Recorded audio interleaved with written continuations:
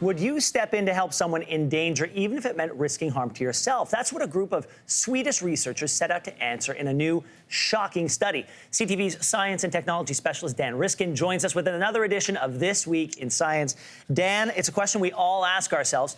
These researchers paired 98 participants up. They put each partner in a separate room. They showed one of the partners a video feed of the other, as well as a screen with an icon moving from left to right. So partner A is staring at a screen of partner B on video and a moving icon. What came next?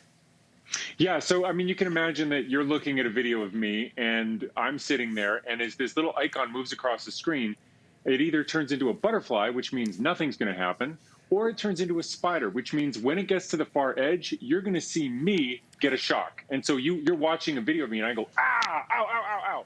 And then it happens over and over and over. And you have two choices. You can either do nothing, or you can push a button that will stop me from getting the shock. But the thing is, if you push that button, there's a chance both of us will get shocked. And so this is kind of like when your buddy gets into a fight at the bar. You can step in and save them, but you might get punched in the face. And so what do you do? And the Swedish researchers wanted to see, what choice do people make? Yeah, well, and we should just clarify that half of the participants were told there'd be a 30% chance they'd get a shock if they helped, and the other half were told they'd get a 70% chance of getting a shock. So between those two, what did the study find? Yeah, exactly. So there were two variables they played with. One was, how likely am I to get punched in the face, or a shock, so to speak? And the other one was, how much time do I have to think about this? So in some cases, the icon would change just at the last second, so a person had to react quickly to save the stranger. Or they had lots of time to think about it. It would change into a spider early, and they had that whole time to think about whether they wanted to step in and risk getting a shock. And what they found was, perhaps not surprisingly, if you have a higher likelihood of getting a shock yourself, you're less likely to help out this stranger.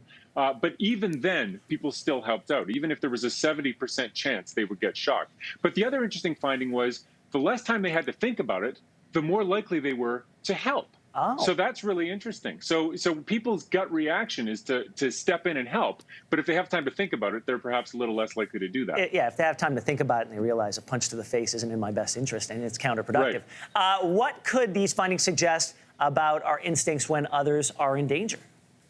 Well, I think it's really interesting. I mean, I tend to be a little bit of a glasses half full person, but I really do think this shows, people had the option to do absolutely nothing. And even when there was a 70% chance of them getting a shock, they still stepped in to help a stranger not get shocked. And so I think this really paints a picture that people deep down, there's goodness in people. They help strangers out, even putting themselves at risk. And what I like even more is that when they don't have time to think about it, the default seems to be to help. It makes them about 5% more likely to help out than if they have time to think about it and they go, I really don't want to get shocked. I guess I'm just going to let that stranger take this one for me.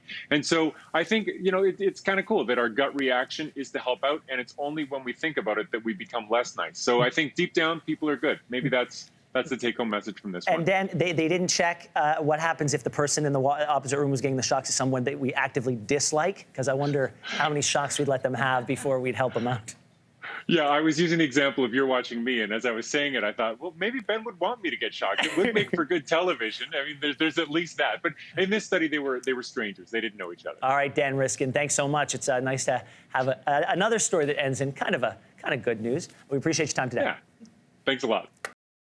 Thanks for watching. If you like this, be sure to subscribe here. And you can check out more Your Morning videos right here.